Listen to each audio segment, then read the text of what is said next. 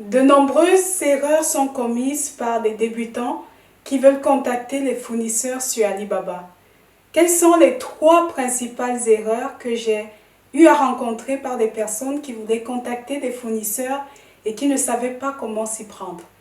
Si tu veux savoir, tu es au bon endroit. Je te parlerai dans cette vidéo de ces 3 erreurs.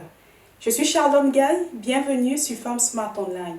Si c'est ta première fois sur cette vidéo ou si tu ne t'es pas encore abonné, merci de le faire. Sans plus attendre, commençons.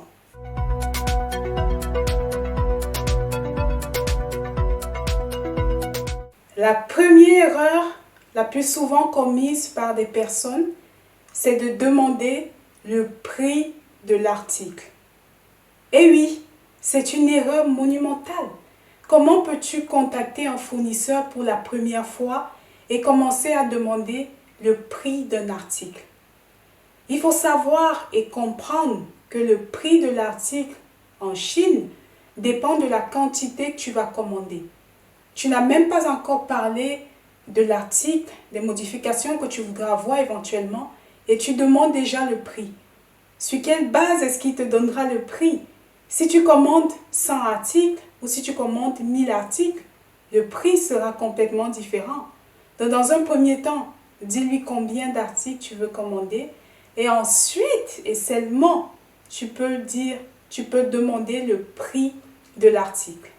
La deuxième erreur que les débutants commettent sur Alibaba, c'est le fait de se faire passer pour le boss. Et oui, tu as des gens qui envoient dans le premier message et qui disent « Je suis Charlotte, directrice de telle, CEO de telle entreprise. Je suis intéressée par votre produit. » Ok. En général, les grandes entreprises, ou en tout cas les clients qui commandent beaucoup, ont des départements, ont des personnes qui s'occupent de pouvoir acheter, négocier avec les fournisseurs. Si tu es directeur et que tu voudrais, même si c'est ton entreprise, bien sûr, tu crées ton commerce en ligne, tu es le directeur, ne te fais pas passer directement par cette personne. Ne te fais pas passer directement pour cette personne. Ne mets pas en avant ton titre. Ce n'est pas ça le plus important. Et oui, c'est la deuxième erreur la plus commise par des gens lorsqu'ils envoient le premier mail. La troisième erreur que j'ai souvent vue, c'est lorsque des personnes qui se disent expérimentées veulent envoyer une demande de devis. Et oui, dans cet envoi de demande de devis, tu dois spécifier exactement ce que tu veux. Donc, il y en a qui le font, ils spécifient ce qu'ils veulent parce qu'ils savent ce qu'ils veulent. Mais, ils ne mettent pas de date de fin à cette demande de devis. Si tu te demandes ce que c'est, en anglais, c'est Request for Quotation, RFQ. C'est lorsque tu demandes spontanément, tu fais une demande de devis et les fournisseurs vont juste venir répondre à cette demande. C'est un manque de professionnalisme de faire cette demande sans avoir spécifié la date de fin.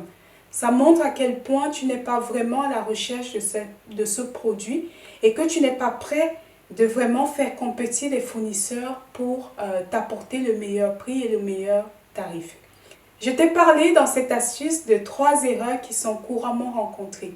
Il y en a plusieurs, il y en a vraiment plusieurs. Si tu veux éviter les pièges et être sûr de bien commander sur Alibaba, de commander des articles de qualité, un rapport qualité-prix intéressant, inscris-toi dès aujourd'hui à ma formation « Comment acheter sur Alibaba en toute sécurité ». Pour plus d'infos, tu verras en description mon numéro WhatsApp, mon adresse mail. Tu peux t'inscrire à tout moment, contacte-moi. N'oublie pas d'aimer, de liker, surtout de t'abonner à cette chaîne. À bientôt!